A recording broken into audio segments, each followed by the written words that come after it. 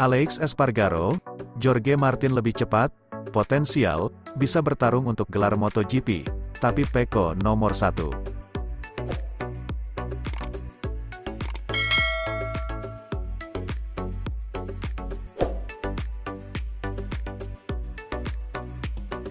Aleix Espargaro mendukung teman dan rekan senegaranya, Jorge Martin, untuk memberikan tantangan gelar kepada juara bertahan MotoGP, yakni Francesco Bagnaia, tergantung pada bagaimana Ducati mengelola ini.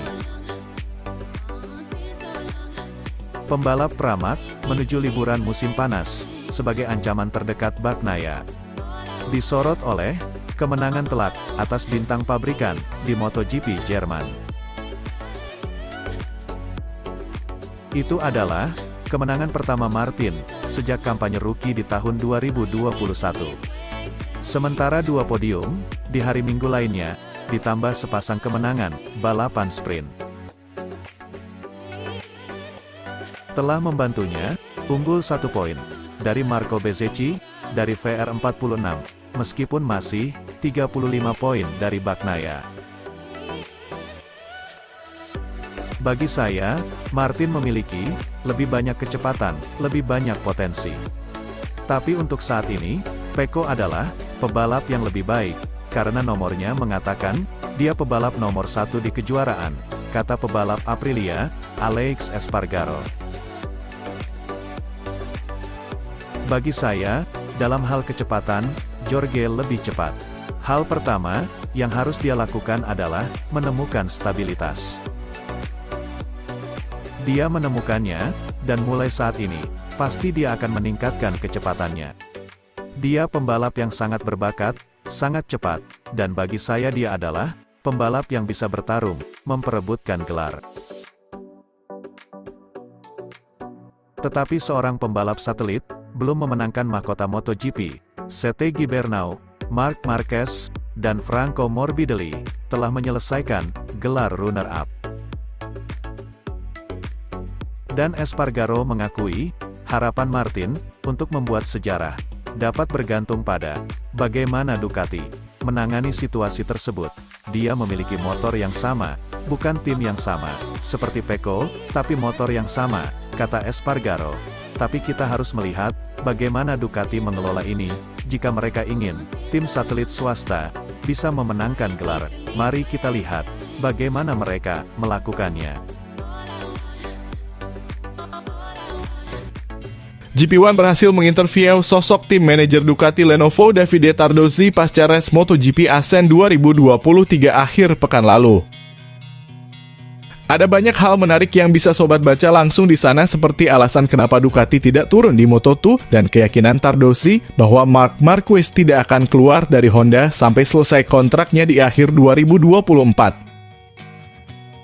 Memang ada perkara satu hal, yakni mengenai klaim Tardozzi bahwa Ducati adalah yang pertama memberikan motor pabrikan ke tim satelit mungkin akan berpotensi menghadirkan perdebatan.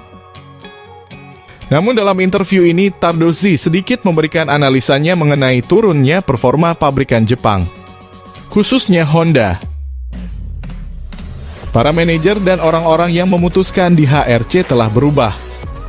Meskipun dia adalah lawan yang tangguh, saya sangat menghormati Nakamoto yang memiliki mentalitas barat dan melakukan beberapa hal hebat di Honda. Satu-satunya hal yang membuat saya berpikir adalah bahwa manajer mereka saat ini tidak memiliki keberanian yang sama.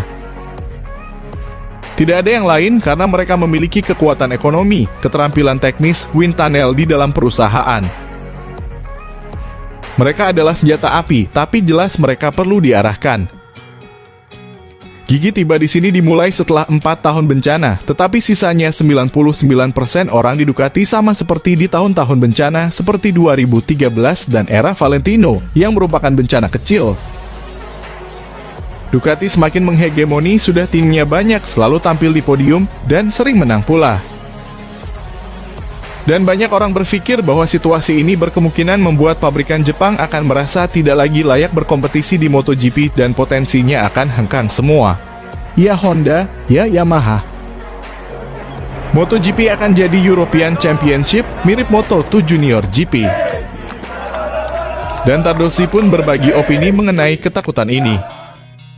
ketika pabrikan Jepang hengkang akan menyiratkan bahwa Jepang lemah. Ducati setelah tahun-tahun yang kami sebutkan sebelumnya saat tahun-tahun berat seharusnya sudah pensiun, malah menempatkan diri dan mengangkat kepalanya.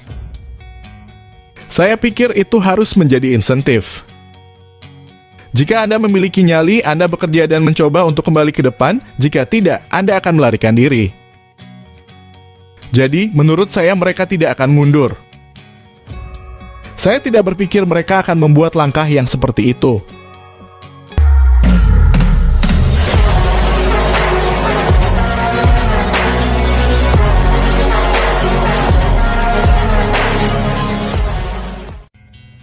Pembalap Gresini Ducati, Alex Marquez, mengkritik dirinya sendiri setelah meraih posisi ke-6 di Assen Belanda.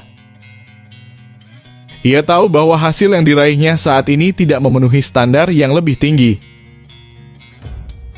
Selalu ada kondisi yang sedikit aneh di balapan terakhir, Alex Marquez menyimpulkan penampilannya dalam beberapa minggu terakhir. Di sini di Assen, kami jelas mengharapkan suhu yang lebih rendah untuk balapan, katanya mengingat suhu aspal sekitar 50 derajat di lintasan Belanda. Dalam hal ini kami juga melakukan sedikit kesalahan dengan pemilihan ban. Bagian depan masih terasa bagus di awal, tapi kemudian menjadi jauh lebih buruk. Alex termasuk di antara pembalap MotoGP yang memilih ban belakang lunak untuk balapan 26 lap tersebut. Rekan satu timnya, Pecco Bagnaia dan Marco Bezzecchi, finish di podium dengan ban medium. Saya harus berkembang setelah jeda musim panas. Kami memiliki kecepatan tetapi hasilnya tidak tepat. Saya hanya naik podium sekali musim ini, itu tidak cukup, kata pembalap asal Catalan ini mengkritik diri sendiri. Setelah menempati posisi ke-9 dalam sprint, saya kehilangan sedikit kepercayaan diri di depan sejak Mugello. Ia menempati posisi ke-6 yang menarik dalam balapan di Assen. Alex hanya merasa puas dengan hasil ini. Saya sebenarnya melakukan start dengan baik, kata juara dunia Moto3 2014 dan juara Moto2 2019 ini. Saya berada tepat di belakang Jorge Martin di awal balapan, tapi saya tidak bisa mengimbangi kecepatannya. Kecepatan di tikungan teratas merupakan hal yang mustahil bagi Marquez muda. Ia mampu menjaga jarak dengan rekan setimnya Luca Marini dan ujung tombak tim Honda yang menyedihkan Takaaki Nakagami, namun jaraknya dengan sang juara terlalu jauh, yaitu 12,437 detik.